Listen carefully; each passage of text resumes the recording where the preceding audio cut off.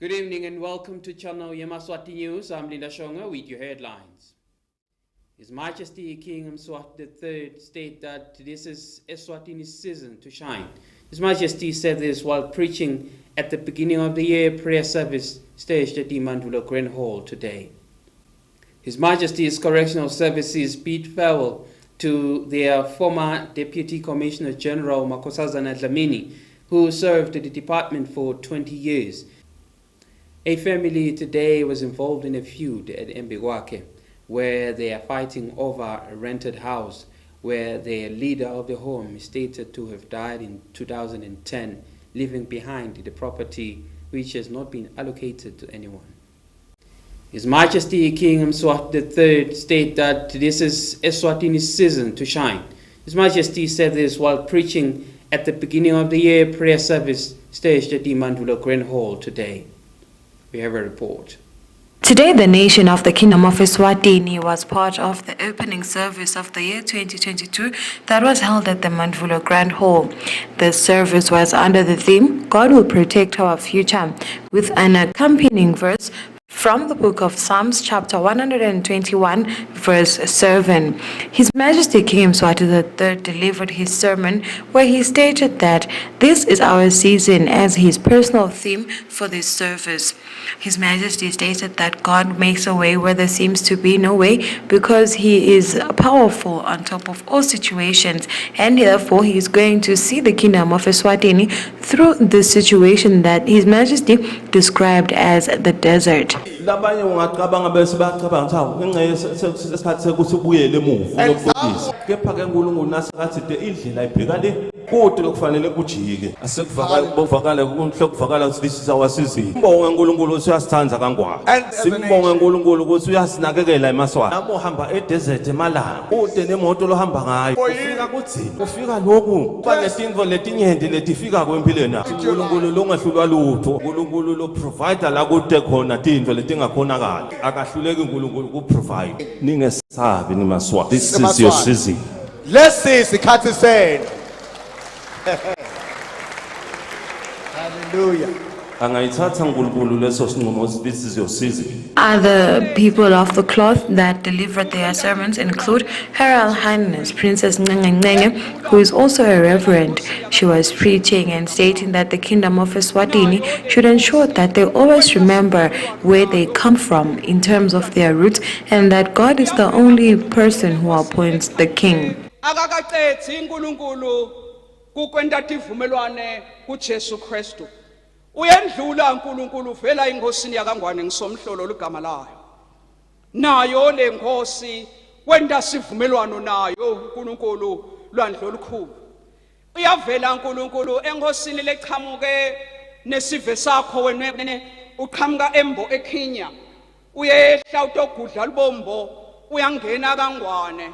Inaka ungena kangwane kuba khona kubulukhulu abanabo endleleni bayalwa silosikhulu njoba uyawathi umfexane ngwenyama lalapha emalangeni agcine ehlukana khona lamanye aphuma yale nasilosikhulu ngwenyama nduna siyabona ukuthi buyasala bunye bukhosi bakangwane bomzilikazi bososhangane malangeni lebekasuke naye le enhla ngwenyama ekhinya aphelele endleleni.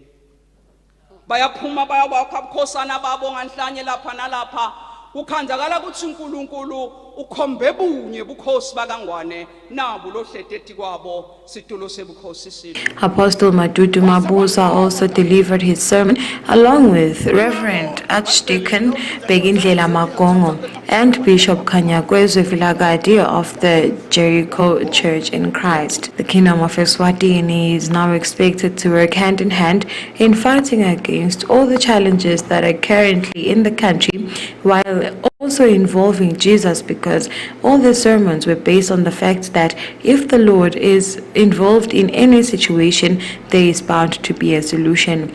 I am Kanyesile Mabuza for Channel Yemaswati News, Lozita. His Majesty's Correctional Services bid farewell to their former Deputy Commissioner General Makhosazana Dlamini, who served in the department for 20 years. They stated that she played a major role and contributed well in the health sector where he was taking care of inmates and those working for the department who have a report. His Majesty's Correctional Services hosted a farewell function for a departing former Commissioner Nkosazana Dlamini, who served the department for almost 20 years. Dlamini was commended for the role he played in the establishment of the health section in the department, where he worked closely with the Ministry of Health. Making her remarks, she stated that she'll forever be thankful to the department for the support she gained while executing her duties.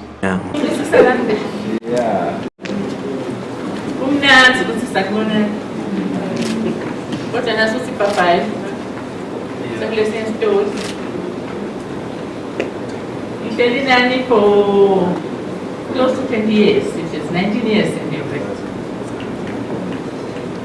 Commissioner General, I feel really honored. While delivering this farewell speech on this special day, just for me,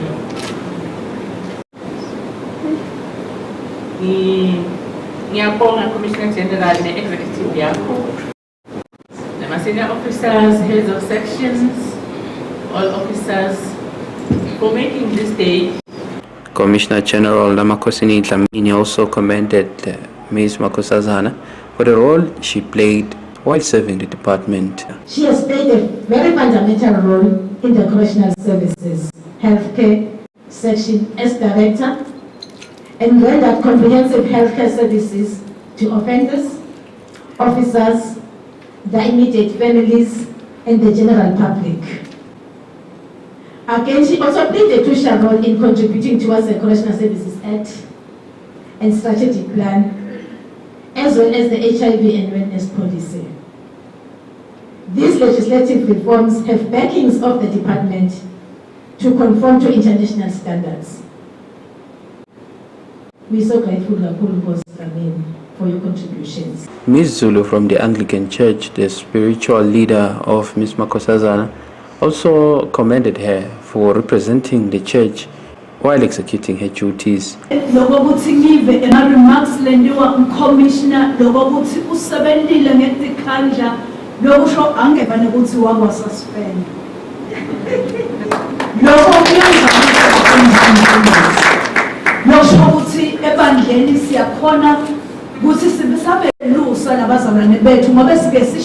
Go and represent.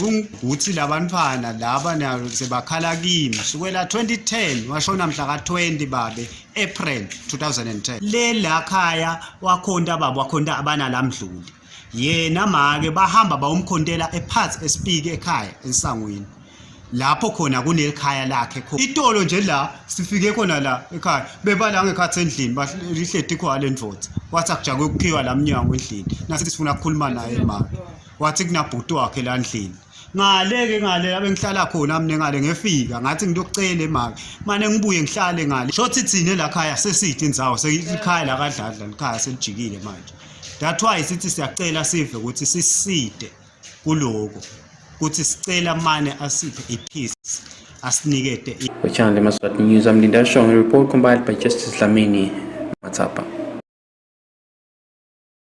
A mother of 7 children from Mbesa family at Lamkapi at DNA report that their father is using their half-brothers to abuse them. They stated that they have been terrorized multiple times, reported the matter to the police and SWAGA, but nothing has yet been done as they are living in fear as they are being threatened each and every day. Miss Sindimbetse, who is now the head of the family at Etienne Galamkapi, stated that they had a disagreement with her husband, who later left the home, further stating that they were later attacked by children belonging to her husband from another mother, where they stated that they are now living in fear as they are continuously being threatened after reporting the matter to the police and SWAGA.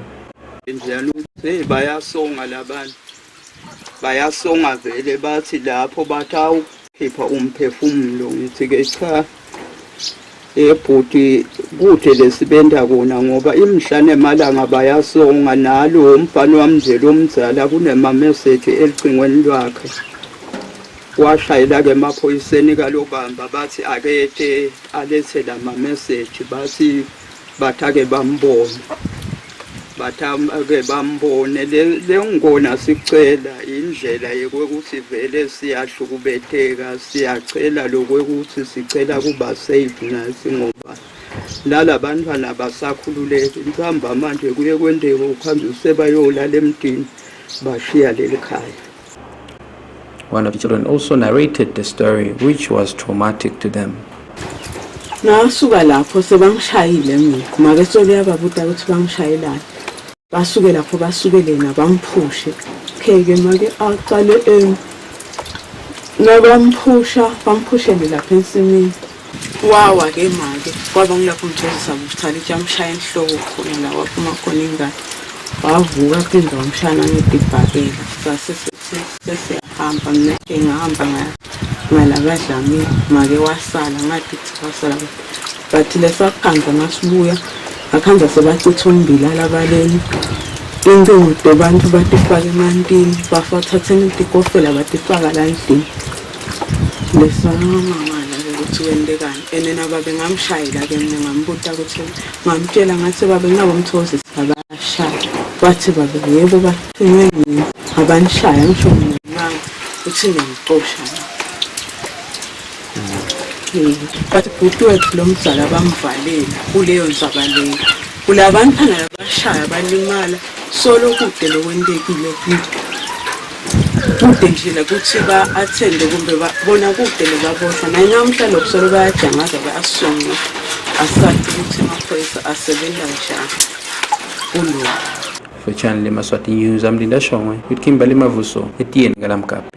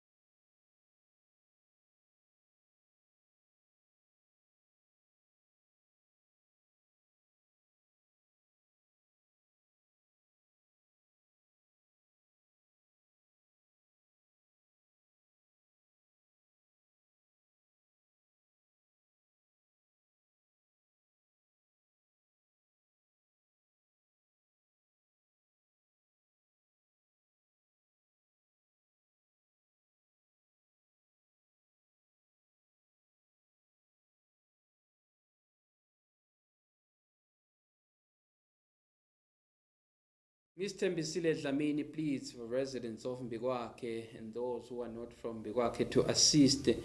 This follows that there's a woman who left her child at the daycare that she was responsible of and did not come back to fetch her child, stating that she left the child in September and she have not returned yet. We have a report.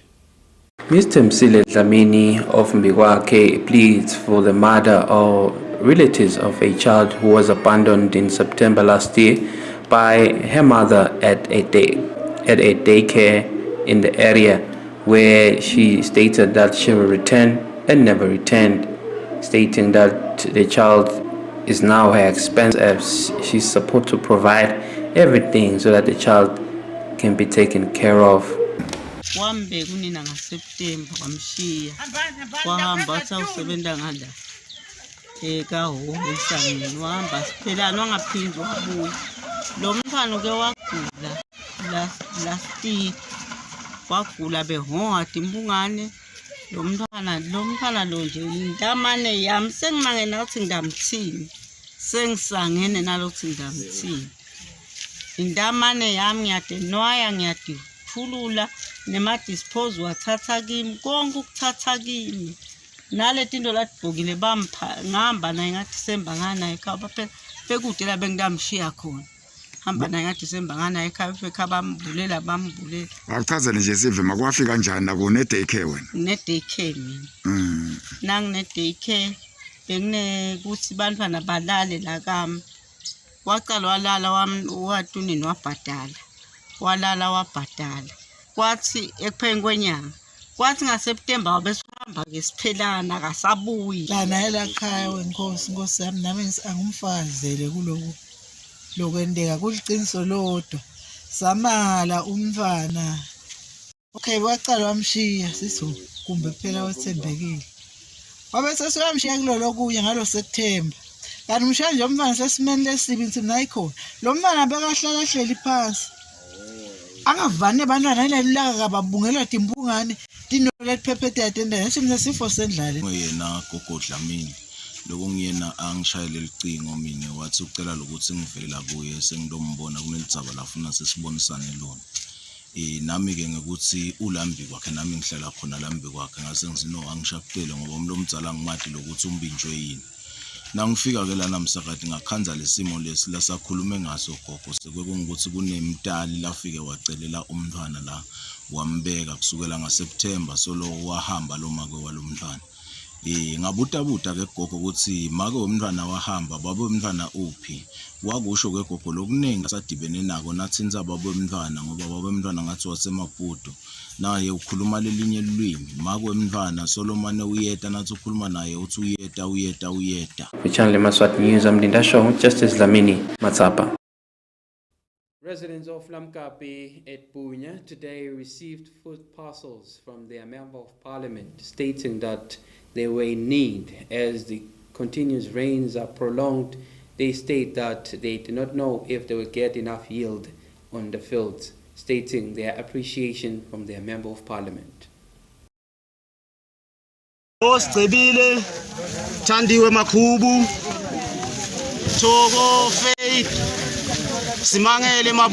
The people of Lamkapi at Bunya today received food parcels from their Member of Parliament. They were collecting the food in rations so that they can at least provide a bigger number of the residents. They commended the support by their Member of Parliament and stated that it is a good opportunity for them to at least have something to put on the table.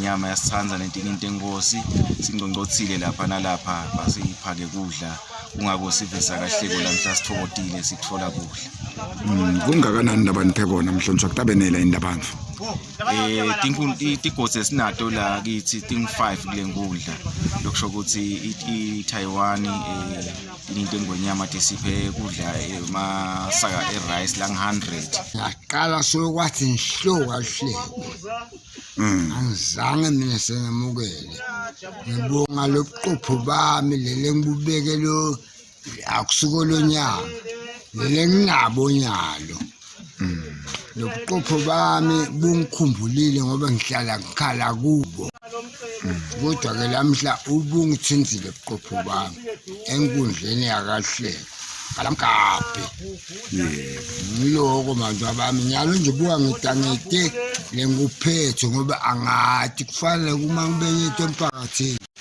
utanele khube emphakathini athuthi kuyohlakula lapha bengingade uthi kwenziwa uphethe lo bhake wena ngiphethe lo bhake nje kuphela ngiyabonga umhlonishwa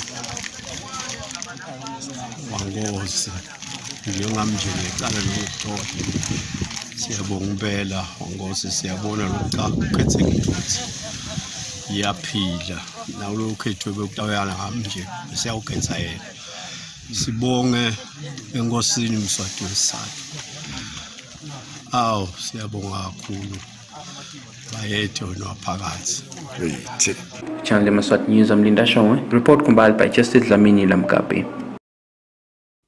Residents of Majotini and Gaba blocked a church from operating a service today. This follows that there is a dispute going on in the area. The residents are stating that they are benefiting from an organization called Seeds of Hope, which is now being chucked away by the church, stating that the organization is assisting the elderly, the needy, and children in education. We have a report. Residents of Machotini in Kaba today blocked the operation of one of the churches in the community after they were told as a community that the church is trying to block the operation of a non-governmental organization, Seeds of Hope, which is feeding and educating their young children, which is of benefit to the community. Therefore, they supported it to come and continue assisting the community in different ways. So bekalisitu kakhulu kulo mama kwekuqala bekondla tinzanzana ondla bogogo njalo every mhla ka5 abanethe ama-food parcels kunebantu labakhelwe ngisokotile labahluphekile bantu bethu bebasuka la bangaphathi isikhathi bayeka soko e-preschool sibhadala 350 per month. Lo mnyaka kunendlela yabo COVID tivalwe tikolo letinzanzane betihamba tiyophakela every day. Kunamake lona 17 batulu banifana bebadla khona. So nyalo singimanga sishacekile asathi sesitawuphuma besibhekephi. Ngiko nje namuhla vele sithe and insist no soho no church. Lo kubona nje belinanga kamnakethu takhamuthi tiphume in numbers ngekuthi tiva buhlungu ngento lentwa lisondvo le7 Adventist ukuthi liqoshe so for no apparent reason ngoba namuhla sibakutile bebakhona nemaphoyisa bayakhona ukuthi awuthini isizathu bethe isizathu seqosha so nebantu babo bebafunza lapha so understand so nyalo ingali lethu lesina sithi siya insist ukuthi no soho no church because kunebantu abatawufanyana babulawa indlala because of ukuthi masabatha toshe soho masikhuluma nabo mnathi bakasoho bathi bona hayi ukuthi ukhelisondla labatosha lasiye but bathi bona bathethe property yabo hayi ukuthi ngekuthini bafuna thina as a community. Channel Yemaswati News, I'm Linda Shongwe, Kimberly Mavuso, Ngaba. Recapping our top stories to end English news. His Majesty King Yemaswati III stated that this is Eswatini's season to shine. His Majesty said this while preaching at the beginning of the year prayer service staged at the Mandula Grand Hall today. His Majesty's Correctional Services bid farewell to their former Deputy Commissioner General Makosazana Dlamini, who served the department for 20 years. A family today was involved in a feud at Mbigwake, where they are fighting over a rented house, where the leader of the home is stated to have died in 2010, leaving behind the property which has not been allocated to anyone. Well, that's all for today. Until next time, please do enjoy the rest of your viewing. Good night.